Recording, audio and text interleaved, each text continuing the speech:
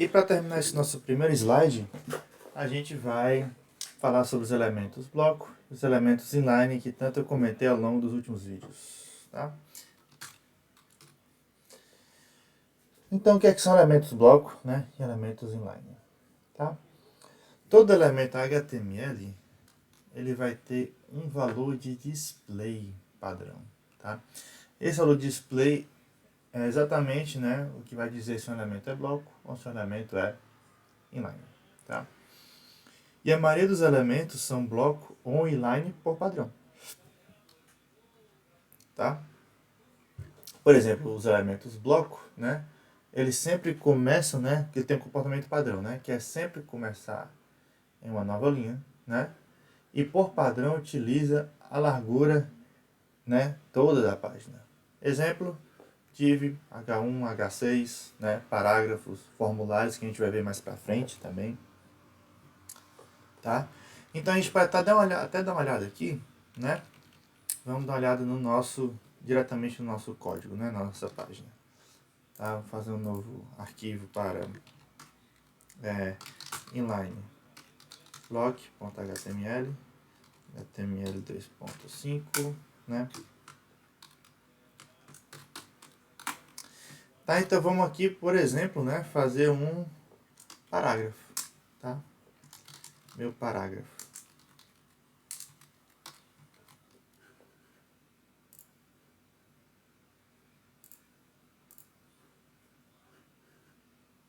Pronto, servidor inicializado. E vamos dar uma olhada, né, no nosso F12 aqui, tá? Vou dar F12 aqui. Aí a gente começa a ver o que? Olha só, o nosso parágrafozinho aqui, né? Olha só o que interessante, né? Primeira coisa que você pode perceber aqui é que ele utiliza basicamente toda a largura que é dado a ele, tá? Toda a largura que é dado a ele, né? Segunda coisa a observar, né? Que é o que eu acabei de falar lá no slide, é que se a gente colocar outro elemento bloco embaixo, né? Pode ser até um que não seja o mesmo, pode ser um H2, por exemplo, meu título, tá? Olha só onde é que ele fica, né? Ele fica embaixo, tá? Então, o P e o H2 são dois elementos bloco que ocupam a largura inteira que é dada a eles e que sempre fica um embaixo do outro, tá?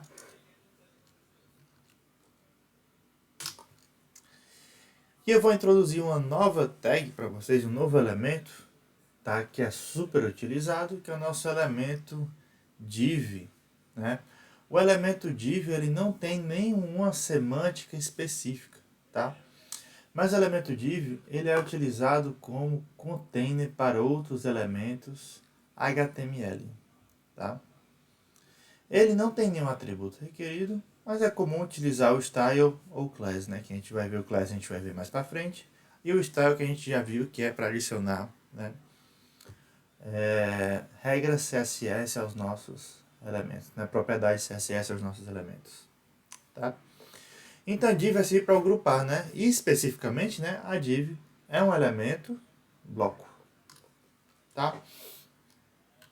Então se eu quero agrupar aqui, né, vou até trocar, né, vou colocar o H2 na frente do P, tá? Para ficar parecido com o artigo, tá? Então vou colocar uma div, beleza? Vou abrir a div, vou copiar isso aqui e colar dentro da minha div, tá? Ok? Né? E o que acontece, né? Você pode ver que no fundo não teve nenhuma diferença, né? Mas vamos dar uma olhadinha aqui, tá? O que é que aconteceu? Olha só minha div aqui, né?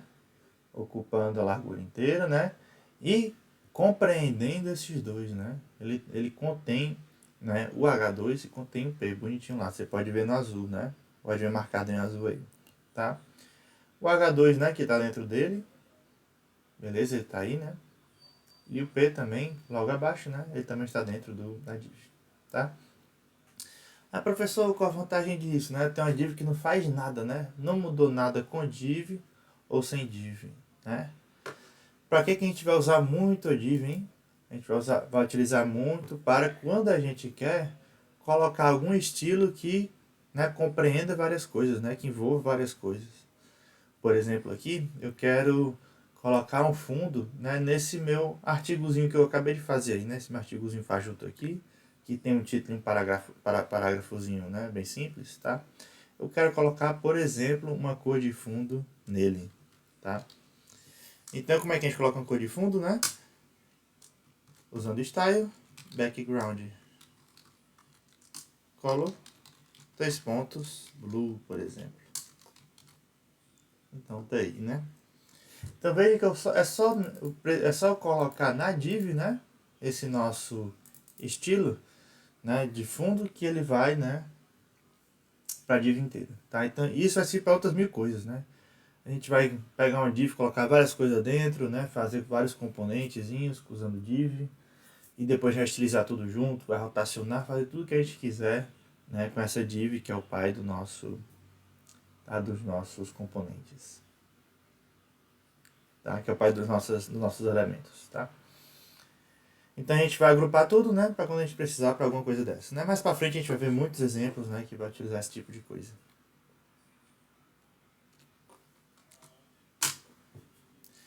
Em contraponto ao elemento bloco, a gente tem um elemento inline, tá? O elemento inline, né? Ele é exatamente o contrário, tá? Ele não começa uma nova linha e só utiliza a largura necessária, tá? Exemplos são o span, o A e a imagem, tá? Então vamos usar alguns que a gente já utilizou aqui. Então o A, por exemplo, né? Meu link, tá?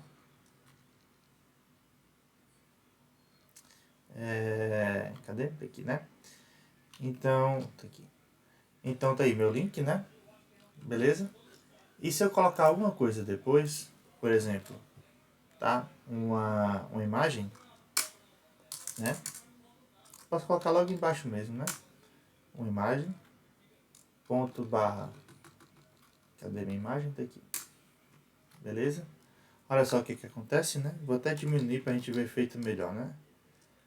Assim, tá? Olha só o que acontece, né? Fica um do lado do outro, tá? Se eu colocar um link depois, né? De novo, né? Ele também, meu outro link, ele também vai para depois, né?